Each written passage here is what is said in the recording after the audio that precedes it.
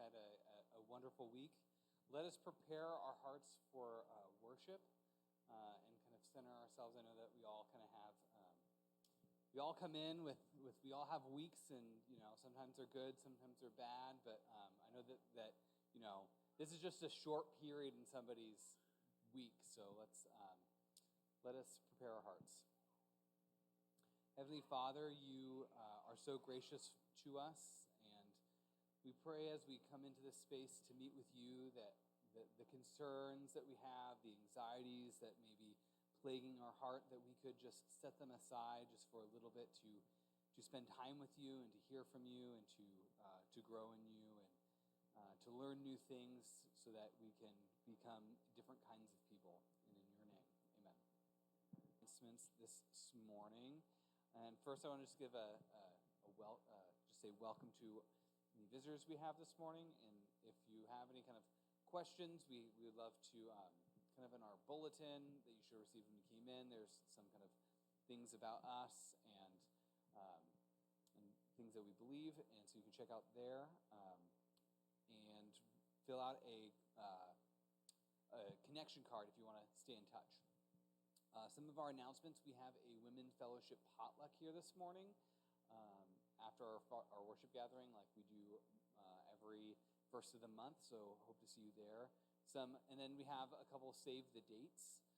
We have the Bill Jolliffe Bluegrass concert. So if you want to have come to a concert for free and to listen to some fun music, I highly recommend this. This is always a blast, and it's always a great way to invite people to an event. So please, invite people, invite your friends, and come. It's going to be August the 13th starting at 6:30. So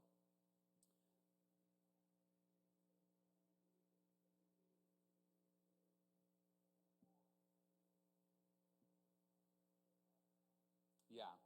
Then we have our business meeting in August on the 18th, which is good. Please come to that. We have some, the big thing is we're going to be kind of sharing about what happened at a yearly meeting and some of the other sorts of kind of announcements from that. So it's important that you come to that. Then I'm excited we have a lot of retreats coming up. We have men's retreat in September from the 13th through the 15th, so it's during the weekend, and hope that you can make it to that. So if you were thinking about it, please come. And then we have women's retreat on the 27th through the 29th. And just to kind of plug this a little bit more, Heather's going to be speaking there. So it's always a good time. I know that there's lots of people who have gone to women's retreat, and so it's always a good time. And then just kind of as just another general announcement, we're taking a break from our Bible study that we've been going through the book of Exodus, and we're going to kind of take a little break for a few weeks. I'm in the plan of kind of reconfiguring things, and I'm kind of in a planning mode, and so we're just going to take a little break, and then here coming up in a few weeks we'll start it back up again. But then this is just also another plug. If you were here a few weeks ago, I guess this would have been back in, this isn't a few weeks ago, this is back in April. We had the area gathering, and we talked about Jim and brought up the idea of Friends Day, and so we'll be doing we're going to be participating in that, and so the idea is, and we haven't set the date yet, but sometime in October, we're just going to make it a goal for all of us to invite a friend to come to church with us, and so you can just kind of be thinking about that. And we'll be doing kind of a sermon series on friendship and what the Bible has to say about friendship. So be looking forward to that as well. So those are kind of our general announcements. So now we'll enter into prayer request time. Do we have any prayer requests? So we are going to be starting a new series here this week, and it's going to be about stories. Now, stories are really important to the human race. That so much so that I've heard it described as human beings as storied creatures. There's no other animal on the planet that we can observe that tells each other stories. Have you ever noticed that? Like we have this capacity as human beings we are driven to tell stories, and we do it all the time. But it kind of begs the question, like, why? Why do we love to tell stories, right? Like, even just like most of our activities revolve around stories, whether it's like, TV, right? We have our shows that are all about stories. We have movies that tell us all about stories. The news is really all about stories, right? They craft a story. So why? Why are stories so important to us? Well, stories help us create meaning and help us understand a chaotic world, right? It helps us see the patterns. It helps us interpret things. Stories is where we see the randomness of life, and we make it not so random anymore. Take, for example, this. You're at a party, right? And there's a longing glance between two people. This could either be the spark of love, like Romeo and Juliet, or maybe something more sinister, right?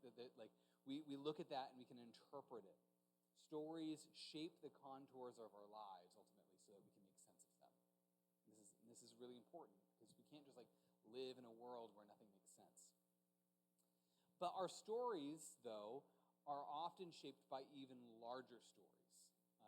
This is what philosophers called a meta-narrative. This is kind of the big word alert for the day, is a meta-narrative. And this is simply kind of the grand stories that help us situate all of our little stories, right? Like each day to day we have the little stories that we kind of make meaning.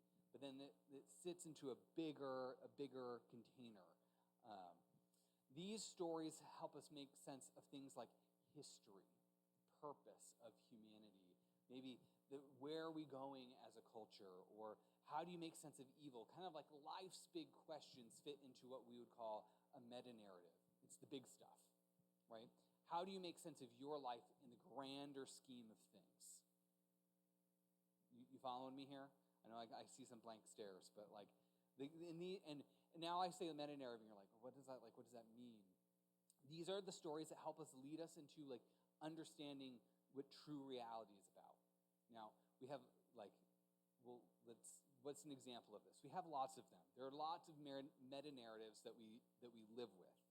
And we're usually not aware of these until somebody points them out. And so I'm just going to point out one, right? Right now, in our culture, we have a meta-narrative of evolution, right? There's a concept that was popularized by Darwin, but it has become more than just, a scientific theory. It has become a story in which we understand all things. That all of human and universal history is guided under this umbrella of constant progress, right? That we are just constantly evolving and progressing. And this is happening all with the sense of survival of the fittest. And then for some people, they put this meaning into everything. And it would be, and if you believe in this narrative, it profoundly shapes the way you view reality in the world. And for example, progress, right? Generally, our culture sees progress or change as the inevitable destiny of all things, and sees progress as a unquestioning good. And we do this all the time by when we say things like, when we changed our mind, we say that we've evolved on an issue. Or we might dismiss a traditional idea and call it, stone-aged thinking, right?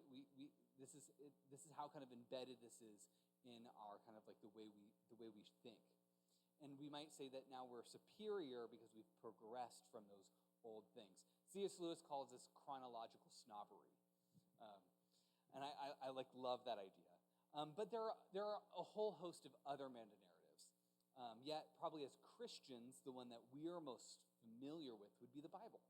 The Bible is a meta-narrative. It is a story that fits all other stories in it. It helps us make sense of the world and the universe and, what are the human condition and evil. And and it centers in the story of Israel, and then it kind of goes out larger to the story of Jesus, and it fits in all of us. It says it's a story that says this story is universal and it fits for all people.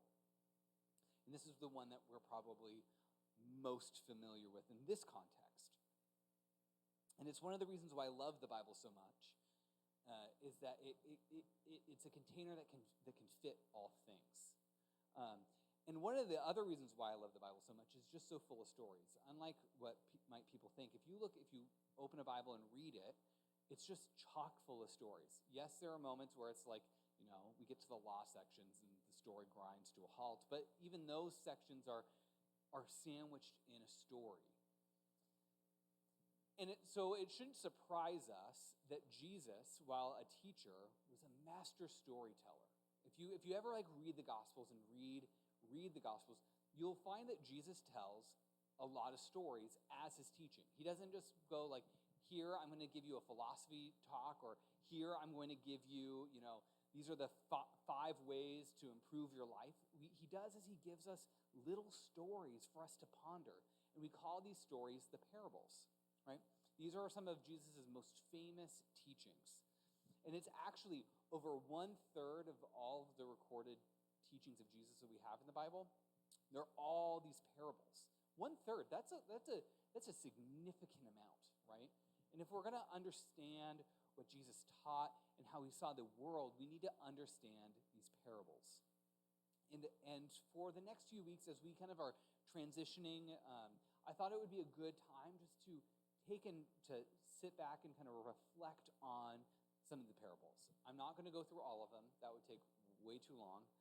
But I'm just gonna pick a few, and we're just gonna look at them and see how they kind of shape our understanding, of us and the world and how we fit in it. And specifically, Jesus' parables were about the kingdom of God, or the kingdom of heavens. This is the language, and this is ultimately what Jesus was trying to get at. What is the truth? What is the core of reality? And he used his parables to give us a lens to see things differently. He often says, those who have ears will hear, and those who have eyes will see. And these stories were, they can sometimes feel a little obscure, or you're like, just get to the point, Jesus. And the point is to help us see reality in a different way. Jesus is inviting us to use his stories to see reality a different way.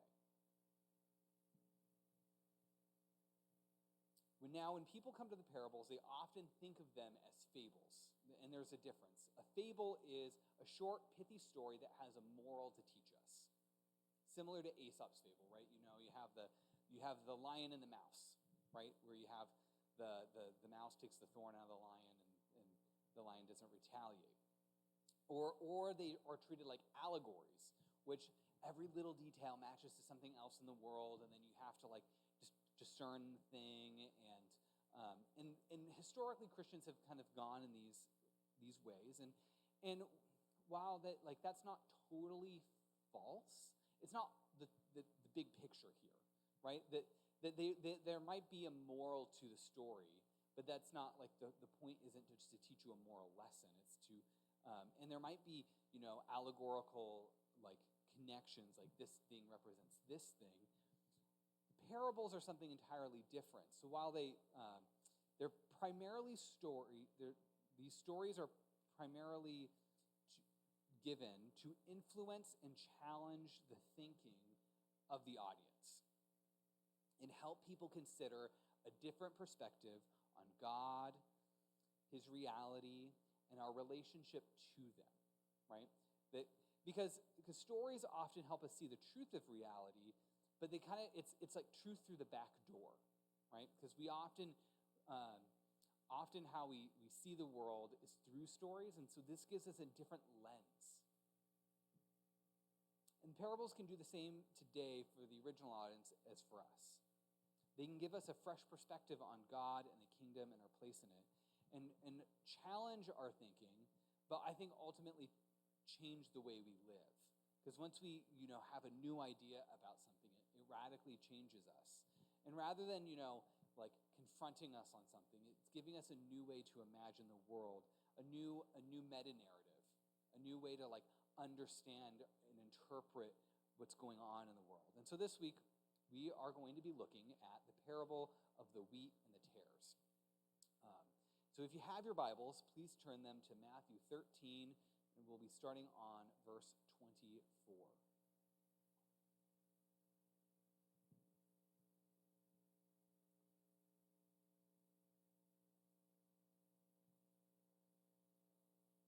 Now, this is, we're jumping ahead. We're not going to go in order here. And this is, because Jesus' first parable here was the sower in this section. But so this is a little bit out of context, but hopefully this is a section where Jesus has a lot of parables. And you'll often find most of Jesus' parables in Matthew, Mark, and Luke. And so we'll be kind of skipping around the Gospels. Jesus told them another parable. The kingdom of heaven is like a man who went and sowed good seed in his field. But while everyone was sleeping, his enemy came and sowed weeds among the wheat and then went away. And when the wheat sprouted and formed heads, then the weeds also appeared. The owner's servants came to him and said, "Sir, didn't you sow good seed in the field? Where did these weeds come from?" "An enemy did this," he replied. And then the servants asked him, "Do you want us to go and pull them up?" "No," he answered, "because while you are pulling the weeds, you may uproot the wheat with them. Let them both grow together until the harvest.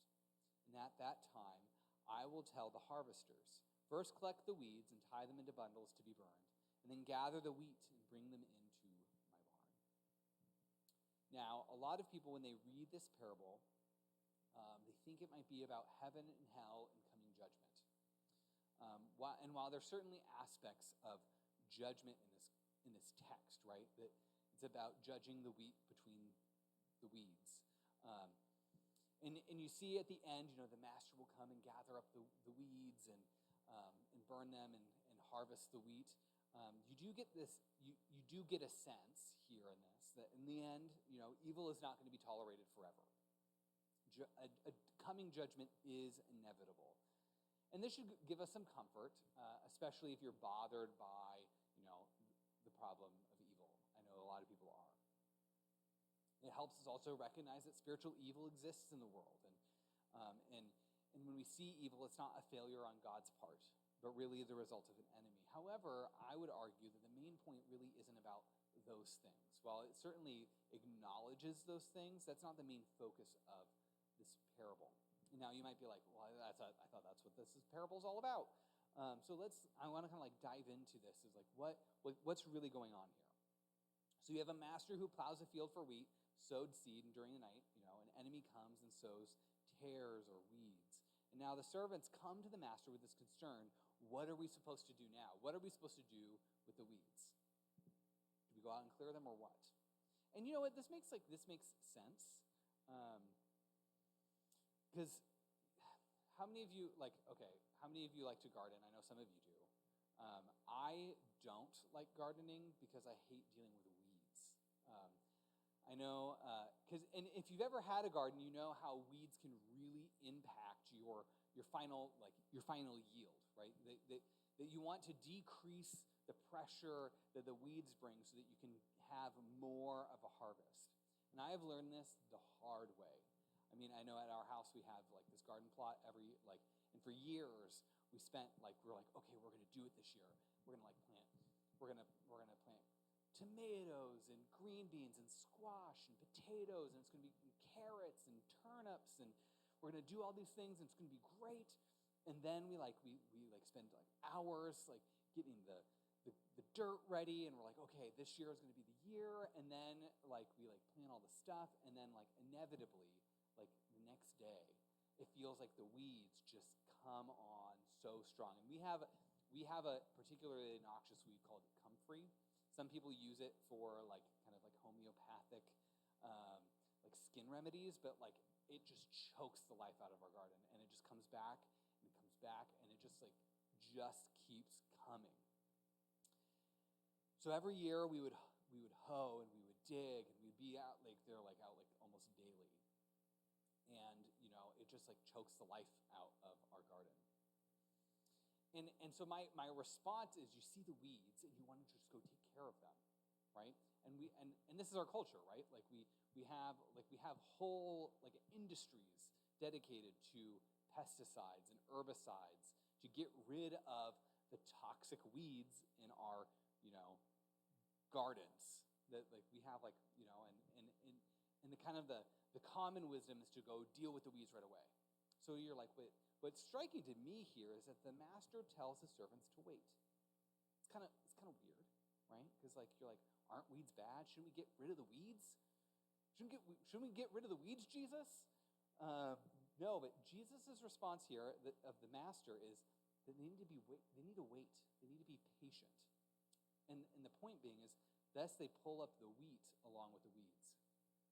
Now, something I found that was fascinating here, as I was kind of like studying this, is that in Greek, the word that's used for weeds, or I know this from like the King James, like wheat and the tares. I like that a little bit better. That the word that is referred to the weeds is not a word that speaks to something general but specific. So the word is actually referring to a specific plant among the wheat, right? This isn't just like any kind of plant. It's a plant called false wheat. Now I went down a rabbit hole. So if you look up false wheat, and I wish I had a picture up here, but I don't. When you look at them when they're young, it's virtually impossible to distinguish between the two, okay? They both look like wheat to the undiscerning eye. You have to really like stare at it and be like, okay, this one's not like this. They both have seed heads, and they both have the same shape. They both look like grasses. And so you're like, oh, okay. And when they're growing up young and in the field, they look almost identical. It only becomes really obvious what is a wheat and what is false wheat when they're fully grown. And I right now I have like a wheat field by my house that they've just harvested. But one of the things that when you look at a nice wheat field, you notice that it turns this like lovely golden yellow, and then the seed heads bow down, and you're just like, oh, it's just like it's so pretty. And that's what happens with wheat. When it grows, it turns this lovely yellow golden color, and the heads bow down, and you know that it's ready. False wheat, on the other hand, stands tall and is actually a different color altogether. It kind of can be like a whitish color or even like a greenish color still. So you become very aware of like what is wheat at that point and what's not wheat. And also, funnily enough, false wheat is prone to a type of poisonous fungus that can make you really ill if you eat it. So it's not good stuff. So here's the thing. It's only in the fullness of time that the wheat and the false wheat are easily distinguished. And this is the fact, and it's this fact that the master's work.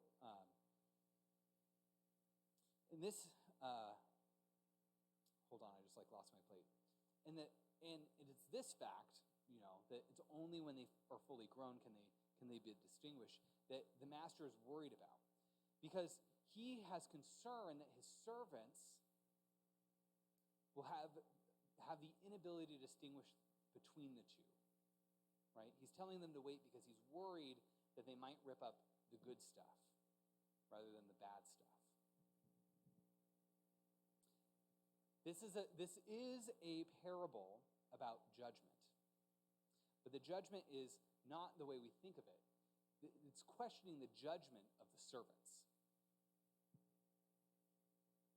The master is worried that the servants would go out and inadvertently would eliminate good wheat in their zealous attempt to exterminate the weeds.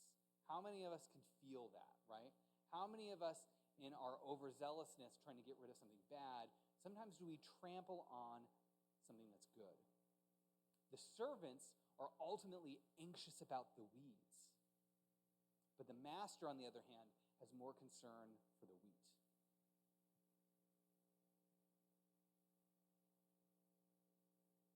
The master knows that the false wheat is bad and acknowledges that it will be taken care of.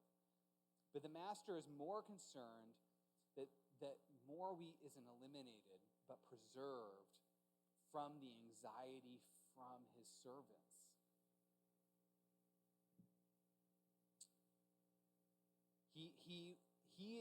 The master is concerned about yield, but yield in a way that we don't normally consider it. That going and trying to exterminate all the weeds would probably lessen the yield over time.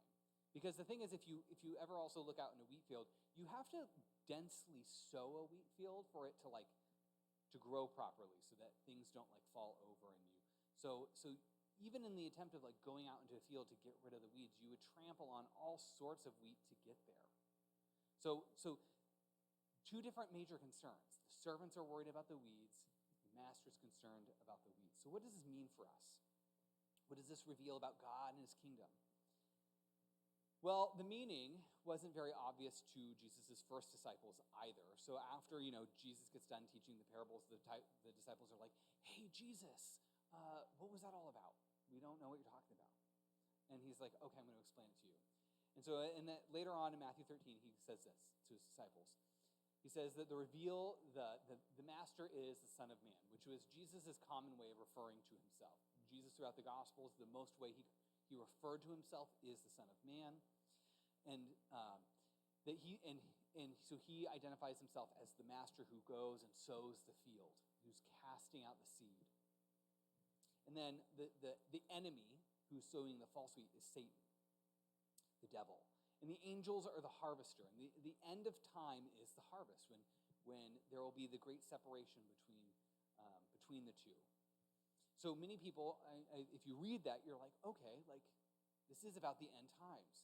Yet incidentally, if you read carefully, he neglects to identify a key person in the story, the servants. Jesus never identifies the servants.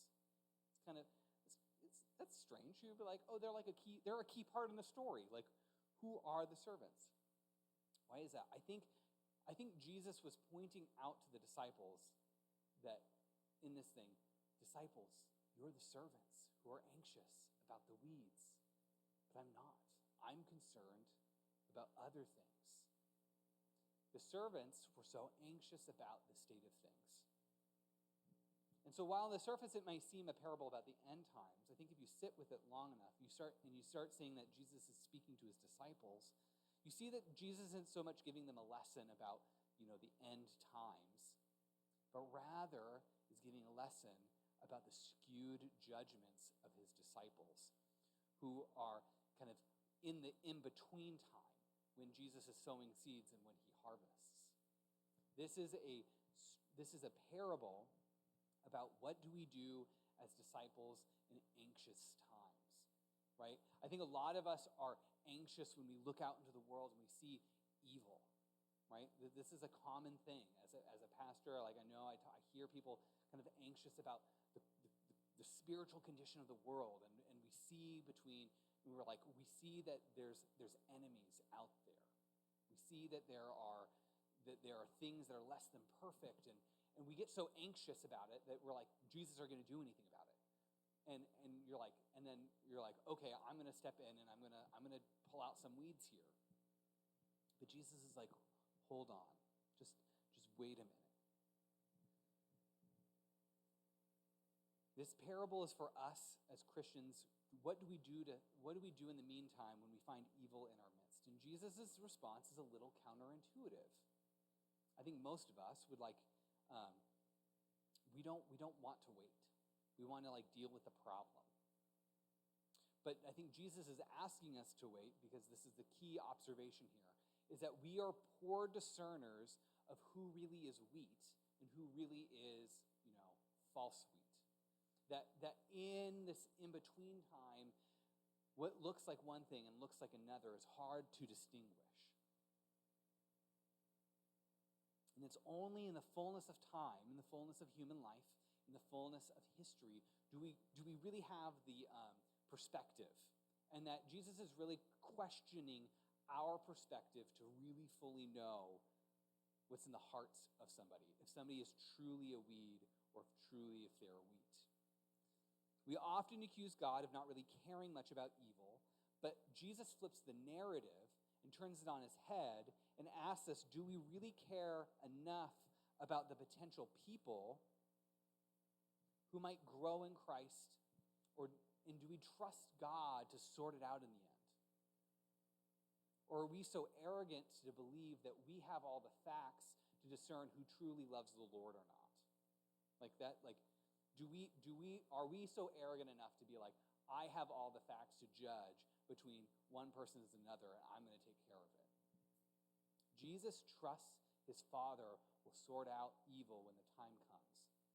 What he doesn't trust is our ability to discern correctly, and I think that that's right on. And I don't blame him, because as humanity, we kind of have a notorious track record of able to distinguish between good things and bad things. This is like what Genesis 3 is all about. And I have a little story about this.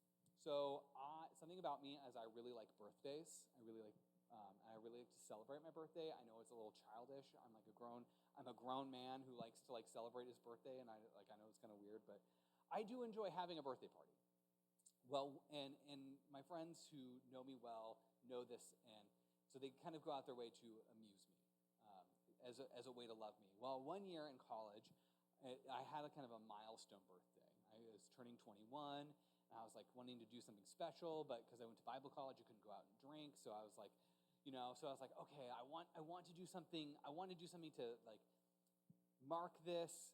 But then as I was trying to plan it, I discovered all of my closest friends, and even my not so close friends who I'd just hang out with, they all became busy. And they were oh, I'm going to be out of town, or I'm going to do this, I'm going to do that. And I got really kind of bummed out and a little bit of upset, because my friends know that I want to celebrate my birthday, and all of them just got busy. And it was a weird day. It was like a Thursday, and they all had plans. And I was just this is dumb. And I started in the back of my mind being doesn't even don't my friends care? So I was okay. But then at the last minute, I had another friend kind of invite me to dinner. I was okay, I'm going to salvage my birthday. And but then we go, and then I come to find out that my friends all had planned a surprise birthday party. And I had confessed earlier that year to my friend, I was I always wanted one, and it was and so that was kind of my present, and it's so all my friends had and at that time I was and to kind of add some context to this, I kind of was kind of reacting out of maybe some poor thinking of my friends. I didn't really have a lot of good friends, and so up until that point, so I didn't really trust them, and I quickly realized that I was a poor judge of my friend's character. It was really bad on my part. And I remember at the party getting kind of emotional, and I was oh wow, these people really do care.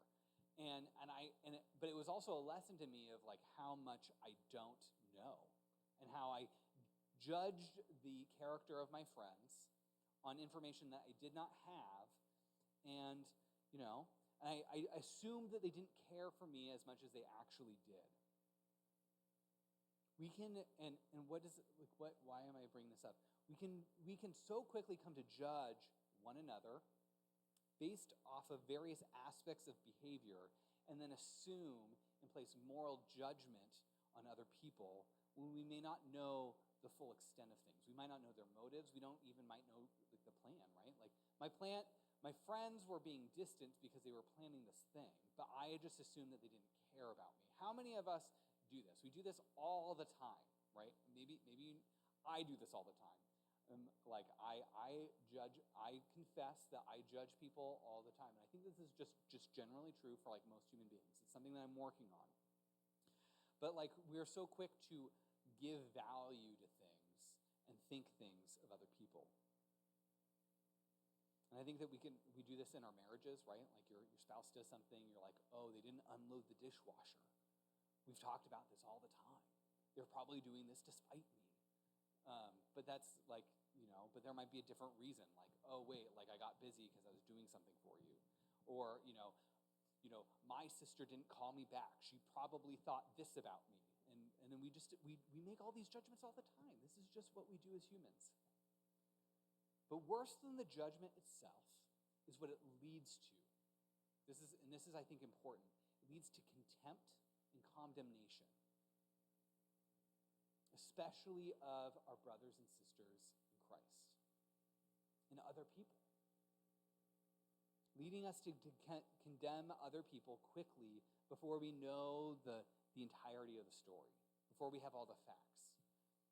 And it can lead to serious, and these can be from serious things to trivial things. Like we might see a couple who is like living together before they're married, and we might assume something, or somebody might be experiencing a relapse from their sobriety and during their recovery, or it could be just more petty or pettier things like what somebody posted on Facebook, or who they voted for in an election, or don't respond to a certain phone call. And then we move towards contempt and questioning, I think, in the back of our minds, do these people even belong? Because contempt, the heart of contempt is a disregard for another person, saying that you actually are less than. You are not as important. And this is why contempt is so poisonous to relationships. According to the Gottman research, that they said that contempt is one of the 4 horsemen of divorce. That if you have a marriage and you and your partner have contempt for each other, it's really hard to build that back up because you're disregarding one another. And contempt is one of those things that we don't think of it about being serious, but it pervades our lives everywhere. And I think what contempt often does is that we start labeling people as weeds. Problems to get rid of, rather than maybe perhaps wheat that's still growing and changing into Christ's likeness ever so slowly. I think in the church this is especially true. I think we're so quick to want to label people, and we're so quick to not give enough space for people to change over a long period of time. The spiritual journey is often one where progress appears to be slow or non-existent. I know in my own life there have been things about my character, things that are clearly not Christ-like, that God has been extraordinarily patient with me. And I think that we could probably all look and give space for. It doesn't necessarily address right away. It's only till later as you start really doing things in my heart. And I think that we probably all have something like that in our own lives.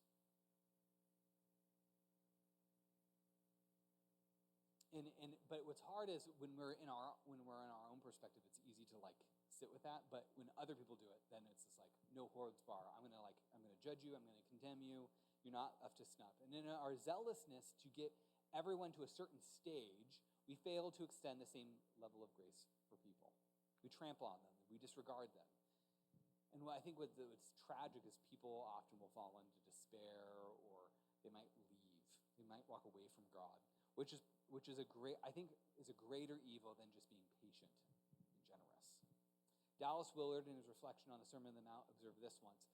According to Jesus, contempt is a far greater evil than anger, and is so deserving a greater condemnation. Unlike innocent anger, at least, it is the kind of studied degradation of another. And it is also more pervasive in life than anger, and it is never justifiable or good. Jesus said, "Do not judge, and you too will be judged. In the same way you will be judged. The same way you judge others, you will be judged, and the measure you used will be measured unto you." And we get this, right? None of us like to be judged, because we know that you don't know the story. But the truth is we tend to be very generous to ourselves and not very generous to other people. We can overlook our own flaws, but we can't overlook the flaws of others. And this is kind of going in line with another statement that Jesus said is forgive, or if you don't forgive, your Father won't forgive you either. It's kind of the same idea. If we're so able to live with our own little inconsistencies because we know that we're growing, and maybe that our little bits of progress might be indiscernible to other people, then we can kind of live with that just fine. We should be able to do that as well with others. But generally, we become stingy and exacting with others. Now, have to say this. There is a time and a place to have standards. I'm not saying that we this doesn't ever mean that we can't evaluate something and do something about something. We see this play out in 1 Corinthians, in the early church. There are lots of times where there's something happening in a community that had to be dealt with. Like, Paul confronts the church in Corinth to disciple a member who is egregiously sinning by bragging about sleeping with his mother-in-law. Not a good move. Yet we need to be careful to make sure that we take our own logs out of our eyes before we address the problems of other people. Jesus never said that. Jesus is confronting people all the time, but we need to take a step back and really, before we get into the to where we want to confront somebody and tell them the truth, that we take a step back and we're like, am I giving have some grace? Am I judging this person? Am I expecting so much of them that I don't do it to myself? And in our age of polarization and demonization, aided by things like the internet and social media, I think it's so much easier to have contempt than ever before. It's easy to see the world also filled with weeds.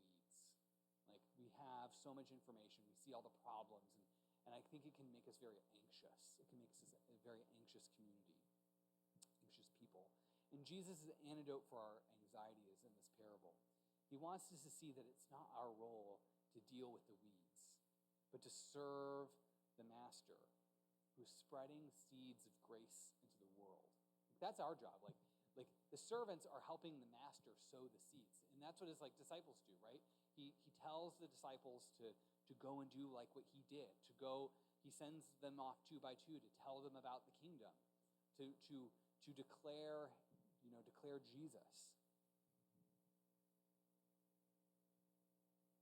Because Jesus knows that there is a far greater harvest to be reaped if we continue to sow into the world. Because the world is the field, right? And the field is large, and we need to keep going.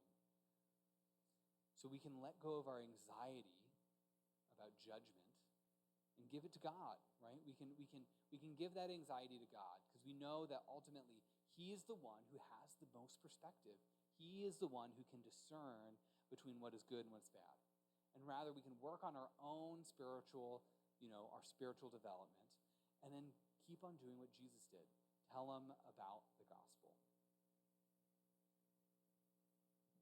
And I think that's good news, that we can kind of let that go a little bit.